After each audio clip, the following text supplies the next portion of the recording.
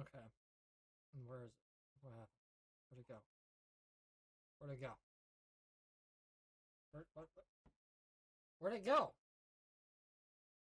Oh.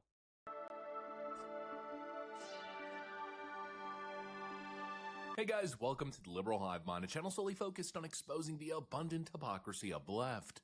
It's just glorious, and you know what? It's not like I didn't warn them. I've been telling the Democrats forever, you guys are engaging in all of this nefarious activity. Eventually, it's gonna start backfiring. We told them that about censorship, that sure, while you're in a position of political power, you may like it, because the people you trusted to censor are currently targeting your political opponents, but what happens when the censorship mallet switches on you? And of course, as these lunatics started to delve into pro-terrorist political philosophy, well, we saw the pendulum swing, and all of a sudden, now they're the ones talking about a crackdown on free speech. We tried to warn them, and of course we said the same thing about attempting to indict the President of the United States, or the constant dirty tricks and legal maneuvering ahead of election cycles to give themselves every possible edge in the book. Well, we've been telling them forever, you're not going to like it when it starts going the other way. And now, well, that's exactly where we are.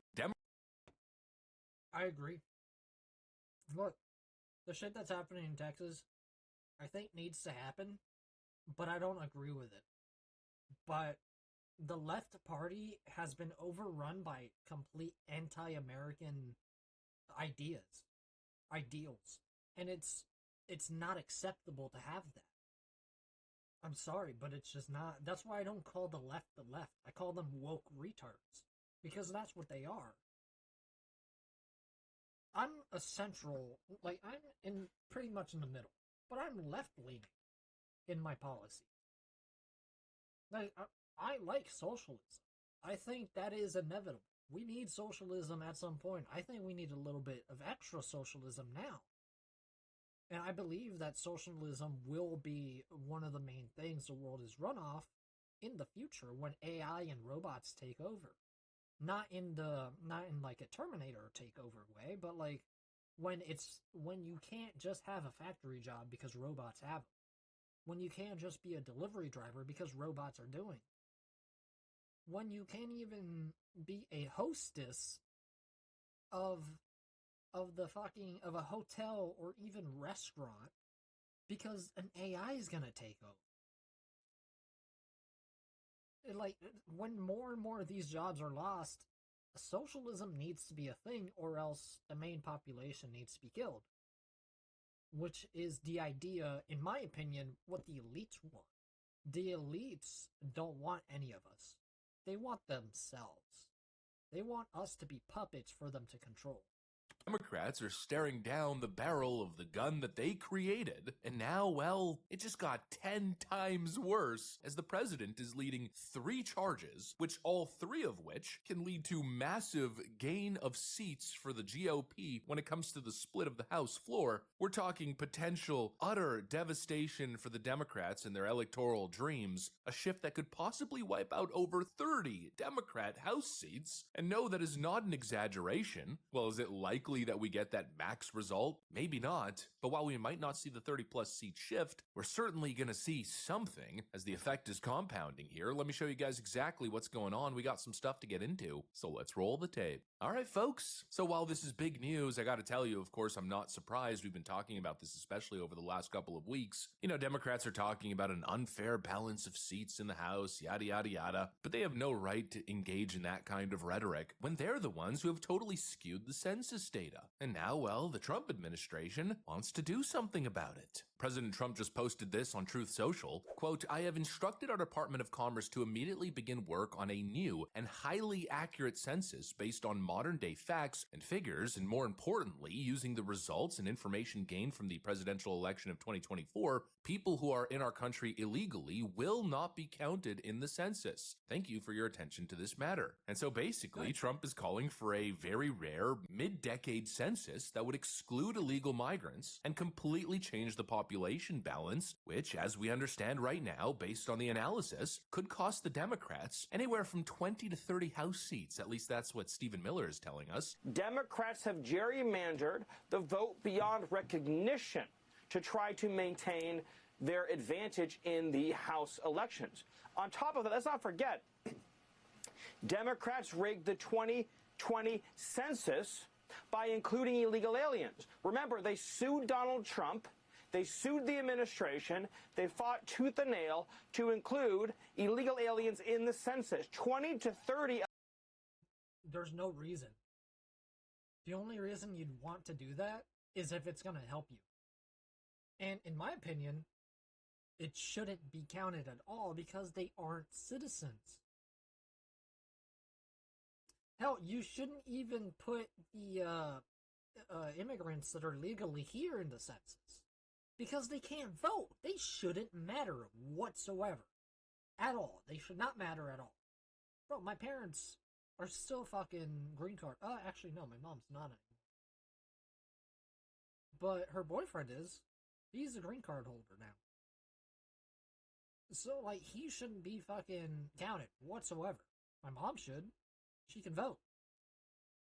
Of House Democrat seats wouldn't exist but for illegal aliens. Texas is taking just a small corrective step against this ocean of fraud, this ocean of abuse by the corrupt Democrat Party, Sean. Basically, for decades, Democrats have been manipulating the numbers by turning their cities into sanctuary city hubs. They invite illegal migrants in droves in literal caravans, and then count them in the census, which gives them more political power because technically they're representing more constituents. The whole thing's an entire scam. And so if we get a brand new mid-decade census and it completely changes the game, Democrats are in big trouble. And again, it's the compounding effect here because it's this plus other measures. We now have a confirmation from Harmeet Dillon that the Trump administration is now officially taking a case to the Supreme Court that could end the Democrat gerrymandering racket. In other words, ending race-based, DNC-engineered gerrymandering. Today, under the leadership of President Trump and Attorney General Pam Bondi, this Civil Rights Division is continuing to protect equal and transparent ballot access with vigilance and resolve. We are investigating violations of federal voting laws. We're ensuring that all 50 states have and continue to have clean voter rolls. We are challenging efforts to suppress or dilute the vote. We are attacking illegal race-based gerrymandering, and we are protecting ballot access for all Americans. We have sued jurisdictions such as North Carolina for not registering voters properly by first verifying their eligibility. We have notified Texas of grave concerns about congressional districts drawn with racial motivations, and we are suing other jurisdictions where there is evidence of ineligible voters on their voter rolls. Our job is to make it easier to vote and harder to cheat. On this anniversary, we honor the Voting Rights Act, not just by remembering it, but by enforcing it for all Americans. Yeah, that practice could be deemed unconstitutional, forcing a whole lot of states to have to redraw their maps. And so let's start tallying it up. We've got a new census that potentially cuts out illegals, losing Democrats possibly 10 plus seats. We've got race-based districting that could cost Democrats another 10 seats. And now, of course, following all the threats of gerrymandering from the Democrats, we've got Republican governors responding in kind and joining the Texas train, as Ron DeSantis is now entering the chat. They include anybody that happens to be in your state. Well, California would lose like 5 seats if they did a fair census. And even beyond that, the Biden census gypped Florida of at least 1 seat. We only got 1 seat in the last census. Are you trying to tell me that Florida only had 1 seat in that? We should have had at least 2. Texas should have had another one. That could be the difference in the House of Representatives in the majority. So I would love for them to redo the census for 26. My legislature will redistrict those lines. We'll get it to where it's fair. But as it's right now, this country is not fairly apportioned. I've got so many more millions of people in Florida that have representation because of that flawed census. Mr. President, I think it's going to do very well. A lot of people, I don't know if you've heard about it, it's captivated the country. Everybody wants it. It's going to get in. It's going to pass. DeSantis allegedly is pledging to fully redistrict Florida, which could add another 3 to 5 seats for Republicans. And if the rest of the states follow, we're talking about another 10 to 15 seats. Do the math. That's potentially 10 plus seats added to the GOP per initiative, and there's 3 initiatives here, meaning possibly over 30 seats shifting over to the Republican Party, or in the likely Republican. Which would be fucking killer for the Democrats.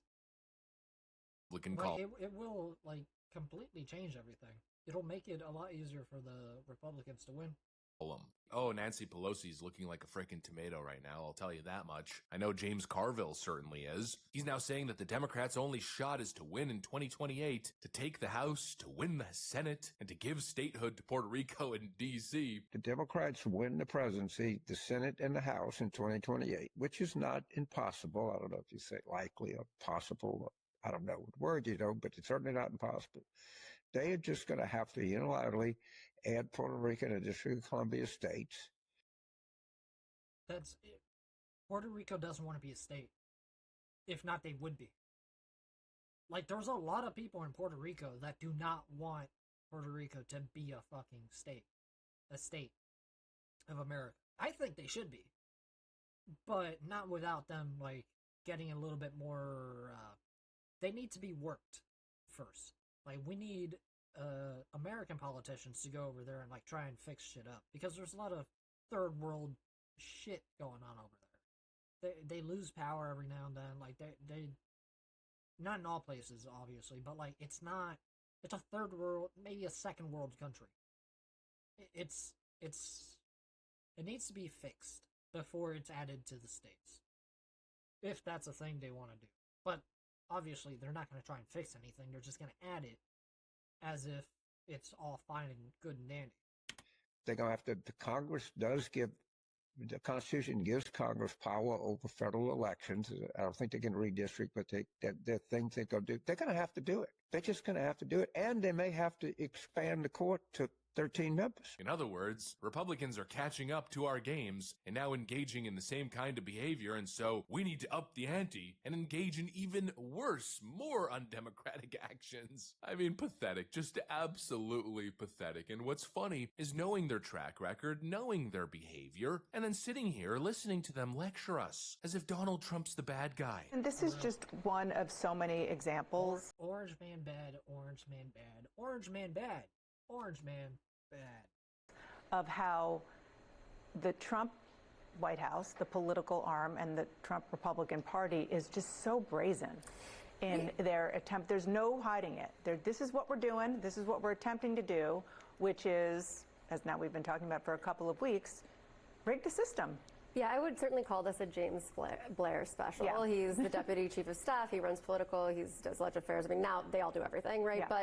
But this idea of working smarter, not harder. What can we do to make it easier for us to win, which isn't necessarily going to be going door to door? How can we change the system? And we saw them do this in various ways during the 2024 election. You're going to see them do it again before the midterms. Oh, they're doing it so blatantly. They're not even hiding their effort to rig the system. You know, I would give a crap, I would care, if they didn't have such a blatant, open, extremely visible track record of exactly that, rigging the damn system in their own favor. Ooh, the people who attempted to arrest Donald Trump in the last election cycle are now lecturing us about electoral integrity? I can't figure out why, but for some reason, I just don't give a crap. That's like getting lectured to about the sanctity of marriage by frickin' Bill Clinton. Loser, hypocrite, not listening, don't care, just spearhead forward without hesitation, because you know the Democrats wouldn't hesitate for even a second if they were in the same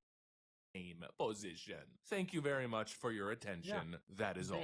Anyways, that's what I got for you guys. Thanks for watching, and I'll see you on the next one. It's just anything that's against their thing is bad. That's really it. Anything against their ideas, bad.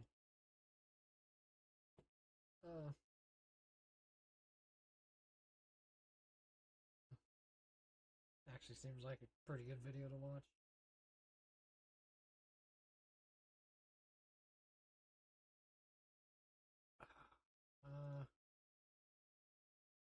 Oh, I should probably stop the recording.